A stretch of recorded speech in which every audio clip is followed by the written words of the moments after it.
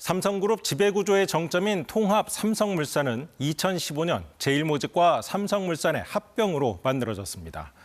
이 합병 과정에서 이재용 회장의 지배력을 높이기 위해 각종 불법 행위가 있었다는 게 경영권 불법 승계 의혹의 핵심입니다.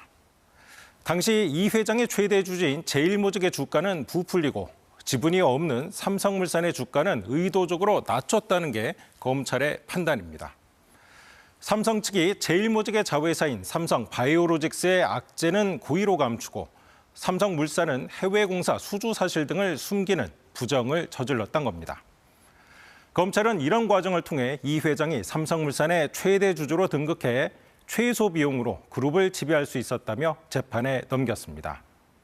하지만 지난해 1심에 이어 이번 2심까지 경영권 불법 승계 의혹에 대한 법원의 판단은 모두 무죄였습니다. 신현욱 기자가 보도합니다. 서울 고등법원은 오늘 이재용 삼성전자 회장에 대해 무죄를 선고했습니다. 무죄를 선고한 1심 판단이 나온 지 1년 만입니다. 주주들 피해 예상 못했습니까? 이 회장이 받는 핵심 혐의는 부당합병과 회계부정.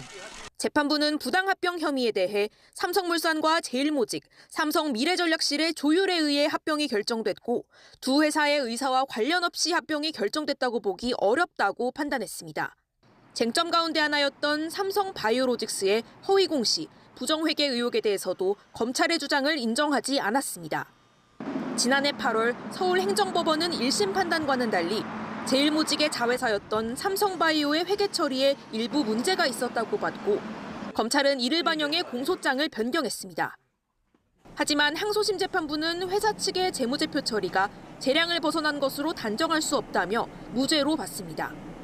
이번 판결을 계기로 이제는 피고인들이 본연의 업무에 전념할 수 있게 되기를 희망합니다.